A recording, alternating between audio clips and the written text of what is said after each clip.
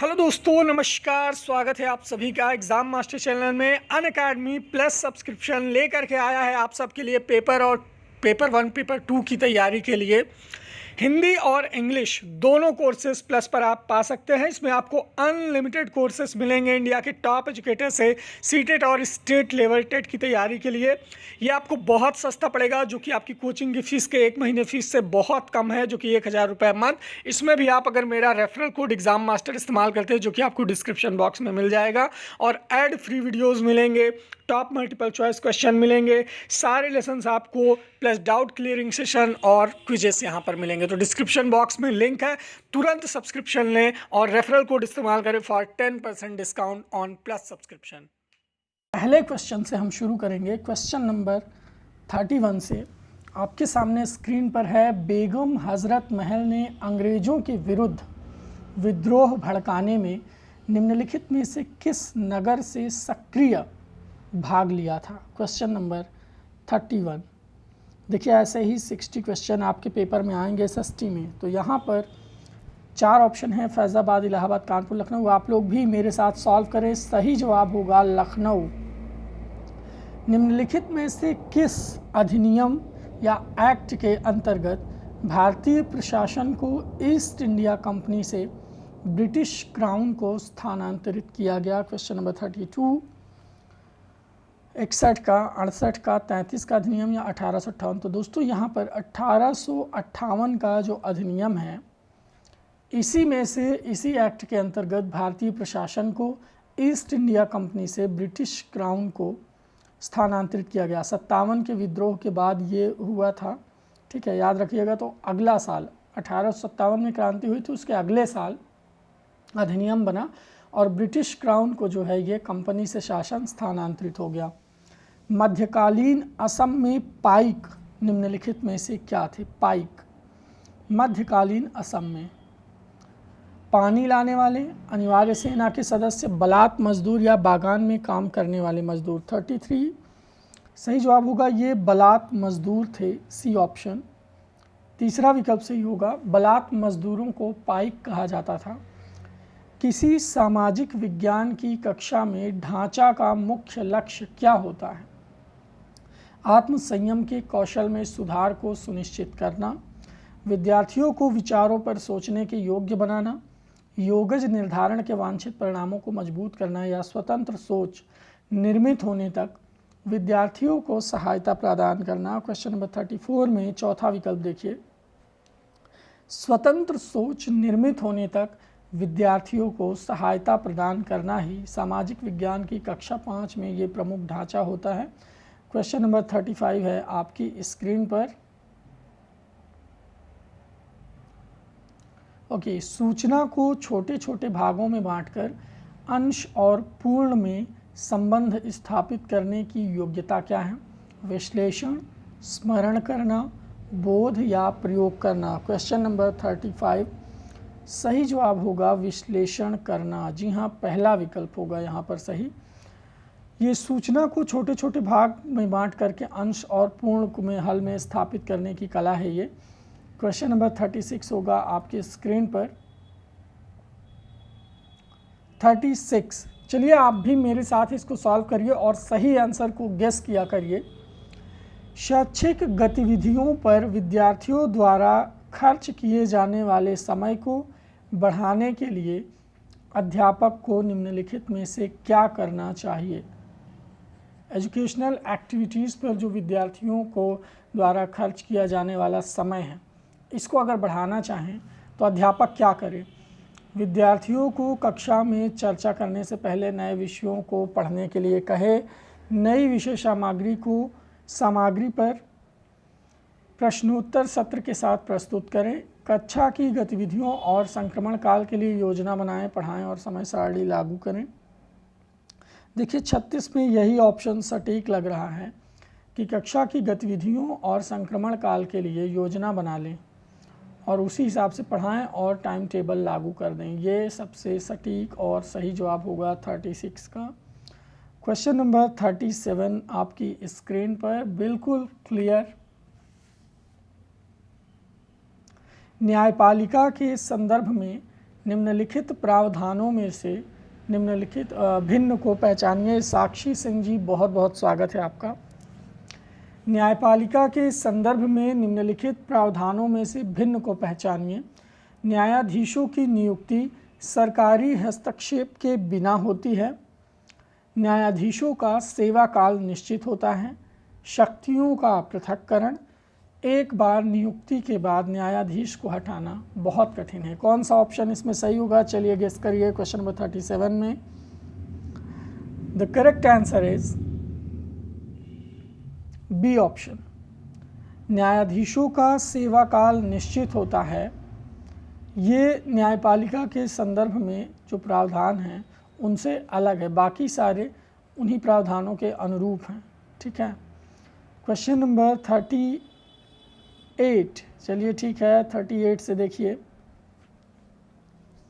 अच्छे से सॉल्व करेंगे question number 38 with proper time के साथ।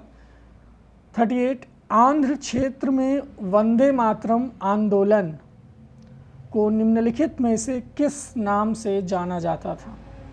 क्वेश्चन नंबर 38, आंध्र क्षेत्र में वंदे मातरम आंदोलन को निम्नलिखित में से किस नाम से जाना जाता था। सविनय, खिलाफत, असहयोग या स्वदेशी। चलिए बताइए, क्वेश्चन नंबर 38 का सही जवाब होगा स्वदेशी। देखिए, बंग भंग के समय, बंग भंग यानी बंगाल विभाजन, ठीक है, इसके विरोध में हुआ स्वदेशी आंदोलन में स्वदेशी वस्तुओं के उपयोग और विदेशी वस्तुओं का बहिष्कार चला, और इसी समय आंध्र क्षेत्र में वंदे मातरम आंदोलन चला, और वहाँ स्वदेशी आंदोलन को वंदे मातरम आंदोलन का नाम दिया गया। स्वदेशी आंदोलन को वंदे मातरम आंदोलन का नाम दिया गया।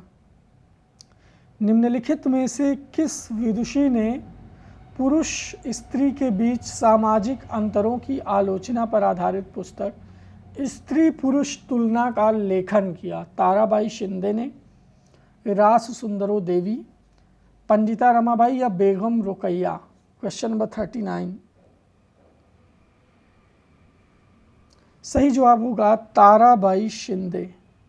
पहला ऑप्शन सही होगा। ताराबाई शिंदे ने स्त्री पुरुष के बीच जो सामाजिक अंतर है उसकी आलोचना पर आधारित स्त्री पुरुष तुलना का लेखन किया। Question number 39। इसके बाद 40 पर आते हैं। क्वेश्चन नंबर 40 होगा आपकी स्क्रीन पर, बिल्कुल क्लियर, ये लीजिए।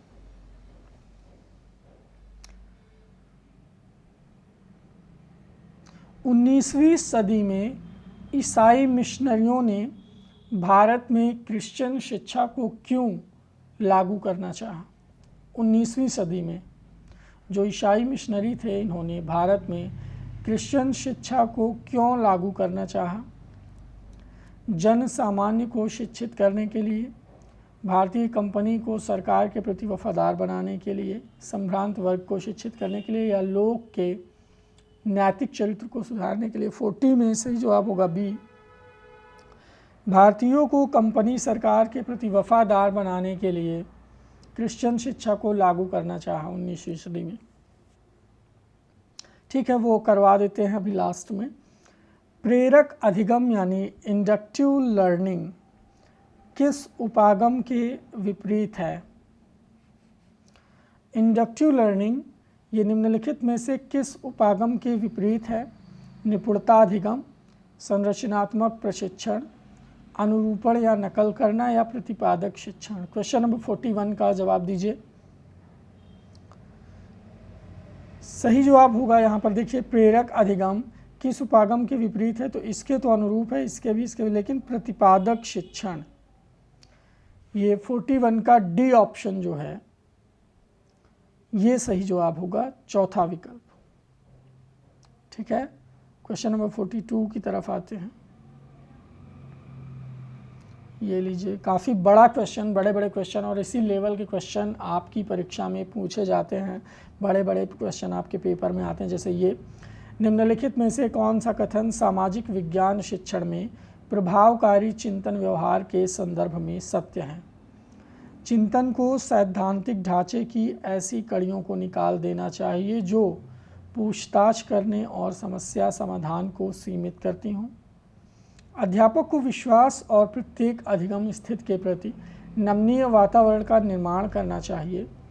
समवयस्क शिक्षण ध्यान से करना चाहिए, क्योंकि इससे शिक्षक विद्यार्थियों की अपनी वैचारिक क्षमता प्रभावित होती है, या चिंतन प्रक्रिया को ऐसे विद्यार्थी के निवेश को नकार देना चाहिए जो कक्षा में अनुशासन के लिए शिक्षण पद्धति को चुनौती देते हैं। Question number 42।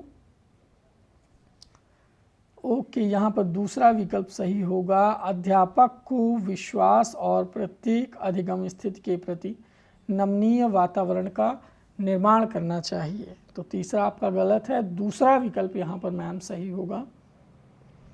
ठीक है मैम साक्षी सिंह जी। क्वेश्चन नंबर 43 पर आते हैं। आपकी स्क्रीन पर बिल्कुल क्लियर एक्सप्लेन। ओके चलिए क्वेश्चन नंबर 42 को एक्सप्लेन करते हैं। देखिए, सामाजिक विज्ञान शिक्षण में अगर प्रभावकारी चिंतन व्यवहार यानी इफेक्टिव थिंकिंग हो, अध्यापक को विश्वास और प्रत्येक अधिगम स्थिति के प्रति नमनीय वातावरण का निर्माण करें। नमनीय वातावरण का मतलब कि एक ऐसा वातावरण कि बच्चा जिसमें सीख सकता है, ऐसी सिचुएशन के प्रति एक काफ़ी सरल, बच्चे के ज्ञान के स्तर के अनुकूल एक ऐसा वातावरण को निर्माण करें। और अध्यापक को इस वातावरण पर विश्वास करना चाहिए कि जब तक हम अधिगम की ऐसी स्थिति नहीं बनाएंगे छात्रों के लिए जिसमें छात्र स्वयं अपने आप को अनुकूलन करके सीख सके, तब तक ये शिक्षण जो है ये प्रभावकारी नहीं होगा। क्वेश्चन नंबर 43 पर आते हैं। आपकी स्क्रीन पर होगा बिल्कुल क्लियर। ठीक है, 43वां क्वेश्चन है। 19वीं सदी, एक सेकेंड